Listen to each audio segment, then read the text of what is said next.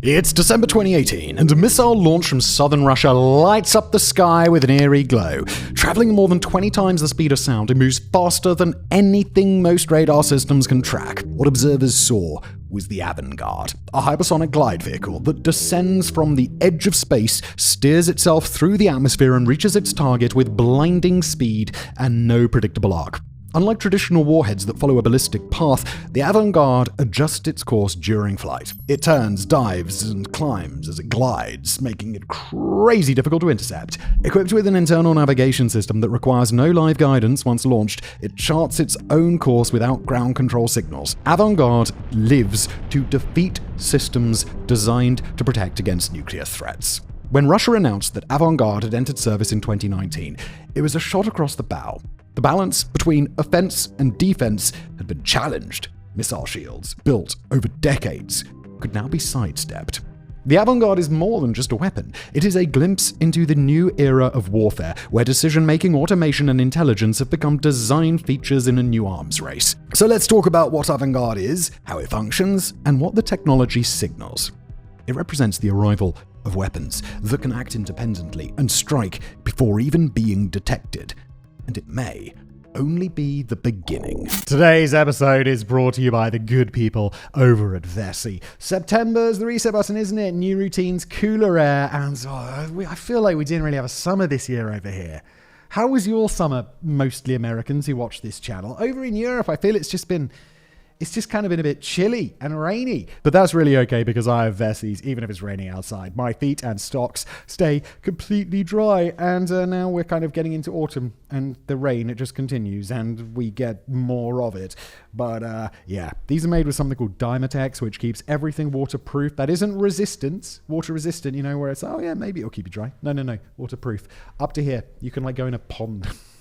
A very, very shallow pond, but more like a puddle or a small stream, and your feet will stay completely dry. I have been wearing these shoes, not these shoes in particular, I have a great deal of Vessi shoes, and I've been wearing them basically constantly for the last 3 years now, and they are extremely comfortable, they're extremely waterproof, they don't make your feet sweat, which is kind of amazing considering that they are waterproof, and they look fantastic. Did I mention that? They just look great! Plus you can slip them on and off. These shoelaces, I feel like these are brand new, so but when I do these up, I just will probably never undo them because you just slip them off. Super easy. So try the Stormburst. This is the Stormburst, by the way. For yourself, it's 100% waterproof, backed by a 1-year warranty and a risk-free 30-day return. So go to vessi.com/megaprojects and get 15% off your first pair.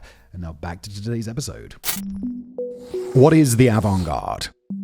The Avanguard, sometimes spelled with a U, sometimes without, is a hypersonic glide vehicle developed by the Russian Federation. This means it's a warhead that rides on top of a missile and then glides back through the atmosphere at high speeds to hit its target. After reaching the edge of space, the glider detaches and re-enters the atmosphere, maneuvering down toward its target at speeds exceeding Mach 20. Unlike traditional warheads that follow a fixed ballistic arc, the Avanguard can adjust its path mid-flight, making it much harder to detect, track, or intercept. First announced in 2018, the Avanguard was introduced alongside several other advances in Russian strategic systems. It represents a shift in nuclear delivery, one that relies not only on speed, but on unpredictability. Mounted on a modified SS-19 missile, it is believed to carry a nuclear payload of up to 2 megatons, over 100 times more powerful than the Hiroshima bomb. In trials, it successfully struck targets over 6,000 kilometers away. Russian officials have positioned the Avanguard as a response to evolving missile defense systems, particularly those developed by the US. It was designed to guarantee that Russia's nuclear deterrent could not be undermined. As such, the weapon serves both strategic and symbolic purposes. A demonstration of capability, and a challenge to any adversary's defenses. The AI element. Why it's different. Beyond its speed and destructive power, the Avanguard marks a turning point in how weapons think. Unlike older systems that simply follow preset flight paths, the Avanguard adjusts its route as it flies. Once it separates from its launch vehicle, no human is in control. It identifies its position, makes course corrections, and executes evasive actions on its own. All of this occurs at 20 times the speed of sound. This isn't science fiction. That's obviously not sentient, but it does operate with enough autonomy to make split-second decisions that no human operator could manage at those insane speeds. Its onboard systems use complex equations to guide the glide vehicle across thousands of kilometers. It slips past early warning networks and defensive shields. That kind of independence at the strategic level is brand new. It is also deeply unsettling. The Avanguard reflects a growing trend where weapons no longer wait for orders. Military technology is changing from human-guided to machine-executed. In Russia's case, this is a statement of intent. The Avanguard represents the belief that future conflicts may be won not by faster missiles alone, but by faster thinking code. This makes it far more dangerous than a missile. It is a signal that autonomy in warfare has arrived, and it's moving fast. How it works. The mechanics of a monster. Understanding how the Avanguard operates helps explain why it has captured global attention. This is not simply a faster missile or a tough-to-track warhead. It is a system designed from the ground up to defeat every layer of deterrence. Its power lies in its flight path, its speed, and its ability to function without real-time human control. Each stage from launch to final impact represents a step away from conventional strategy and a move towards something far harder to stop or even predict. The Avanguard begins its mission like a conventional intercontinental ballistic missile. It's mounted atop a multi-stage rocket launched from a hardened silo deep within Russian territory. The most common launch vehicle used is the SS-19 Stiletto, a legacy missile repurposed for this new purpose. In future deployments, however, Russia aims to pair the Avanguard with its newer Sarmat ICBM, which would provide increased range and greater flexibility. Once launched, the rocket propels the Avanguard to the edge of space. At roughly 100 kilometers above the Earth, near the boundary of the atmosphere, the glide vehicle separates from the booster.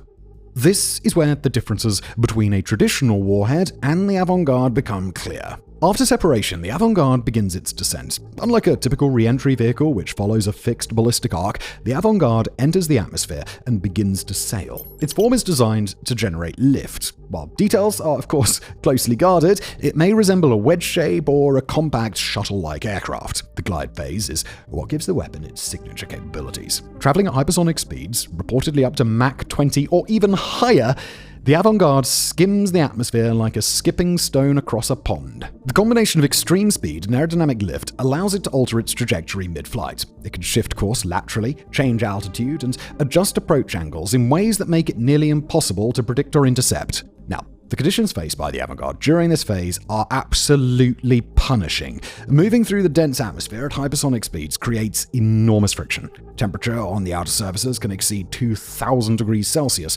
To withstand this, Russian engineers developed heat-resistant composite materials capable of enduring both thermal and mechanical stress. Aerodynamic pressure adds further complexity.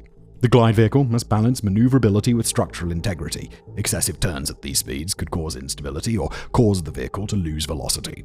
Despite these constraints, the Avanguard is designed to perform sophisticated evasive maneuvers as it nears its target. The Avanguard's ability to manage such a flight path depends on internal systems. It likely uses inertial sensors, onboard computers, and preloaded flight data to stay on course. Communication from external sources is limited or impossible, as the surrounding ionized air can block signals. The glide vehicle operates independently once deployed, executing its path with no further human input. As it approaches the target, the Avanguard descends steeply. Unlike traditional warheads, its path remains unpredictable until the final moments, and this makes it especially difficult for defensive systems to track and respond to. It can carry a nuclear payload estimated up to 2 megatons, yet even without a nuclear warhead, its kinetic force alone would be pretty devastating. The Avanguard is built for strategic use. Its design prioritizes one goal: delivering a payload anywhere on Earth with speed, surprise, and no effective opposition. The arrival of the Avanguard has forced defense planners to reassess long-held assumptions about nuclear deterrence. It is not only a new missile or a more agile warhead, it is a challenge to the very concept of response time, interception, and control. Its speed and autonomy make it harder to track, harder to stop, harder to predict. These characteristics have triggered concern among global military analysts, not only because of what the weapon can do, but because of what it represents. Now, since the Cold War, nuclear stability has relied on mutual vulnerability. Each side knew that it could retaliate after a strike, which discouraged the use of nuclear weapons. Systems designed to intercept missiles were considered useful, but limited. They could protect against accidental launches or small-scale threats, not a full-on assault. The Avanguard disrupts that structure. A weapon that cannot be intercepted, even in small numbers, can force adversaries to reconsider their entire strategic posture. A handful of these systems could bypass missile shields that took decades to develop, undermining confidence in layered defenses. And the effect of the Avanguard isn't just physical, its psychological impact could be even more powerful. Defense systems that once offered reassurance now appear inadequate. Military planners must consider the possibility of a strike that arrives without warning, following a path that cannot be traced or blocked. Even the potential for this scenario introduces a sense of instability. Nations may respond to this uncertainty by rewriting their launch protocols. Some analysts warn that reduced reaction time might push countries to adopt a launch-on-warning doctrine, where decisions to retaliate are made before an incoming weapon even lands. In tense situations, this kind of pressure could lead to absolutely world-ending catastrophic mistakes. Now, in practical terms, the Avanguard has triggered a new competition. China and America have accelerated their development of hypersonic vehicles. Prototypes are being tested and billions are being spent on research. Unlike earlier arms races, this one includes AI integration and autonomous targeting, and existing treaties they don't cover these systems. Key agreements are expiring or have already lapsed. As new capabilities emerge, the lack of regulation creates room for rapid, unchecked escalation. For NATO members and allied states, the Avangard's global reach neutralizes geography. Missile defenses designed for one region may be useless if a glide vehicle arrives from an unexpected direction. Even a few operational systems can unsettle alliance confidence. Some experts believe the Avangard does not change the balance as much as it reinforces it. Nuclear warheads have always been hard to intercept. What this weapon changes is the perception of predictability. It is no longer clear where the threat may come from or how quickly it may arrive. In military planning, that kind of uncertainty can be as dangerous as any new weapon.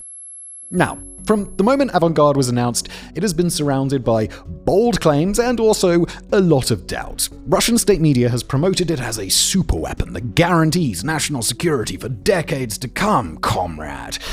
Demonstration videos and computer-generated animations depict fiery impacts and evasive maneuvers, and officials spoke of the system in terms usually reserved for historic breakthroughs. The presentation of Avanguard served both domestic and international messaging purposes.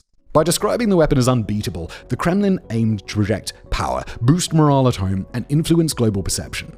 Its announcement coincided with periods of political pressure and elections, making the timing as strategic as the system itself. Despite the fanfare, military analysts and experts have questioned several aspects of the official narrative. Although Russia declared the system operational in 2019, some viewed this as a symbolic gesture rather than a genuine military milestone. The number of available units also remains uncertain. And the Avanguard is expensive, it's difficult to make, and reportedly it's being built at a really slow rate. Experts believe that only a limited number of launch platforms exist and the total inventory is small. There are also doubts about its performance in actual combat.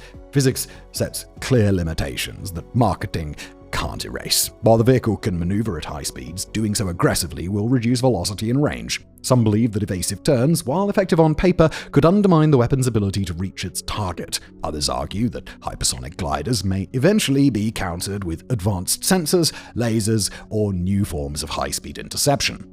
The technology is still evolving and no system is beyond the reach of innovation. Critics also suggest that the Avangard's real value may be political. Russia already maintains a powerful nuclear deterrent. Older systems remain deadly and capable of overwhelming defense through numbers alone. And from that standpoint, Avanguard may not be a necessity. Rather, it's a demonstration of capability. By deploying it first, Moscow claims a technical edge over rivals and reinforces its narrative of resurgence. The story surrounding Avanguard plays into a national identity that values scientific achievement and strategic dominance. In short, the Avanguard exists, it has been tested and deployed, but many of its capabilities are still totally unverified. What cannot be denied is its impact as a psychological weapon. Its image alone has shaped conversations around the future of warfare, even as questions remain around how many are in service and what they can actually do. Research suggests that the system remains limited in scale despite its value, yet Russian officials have signaled continued commitment to expanding the program. The plan includes pairing Avanguard with the next-generation Sarmat missile, potentially allowing one launcher to carry multiple independent glide vehicles. If realized, this would dramatically increase the threat posed by each missile. The financial and logistical challenge of scaling such production, that remains an open question. Thank you for watching.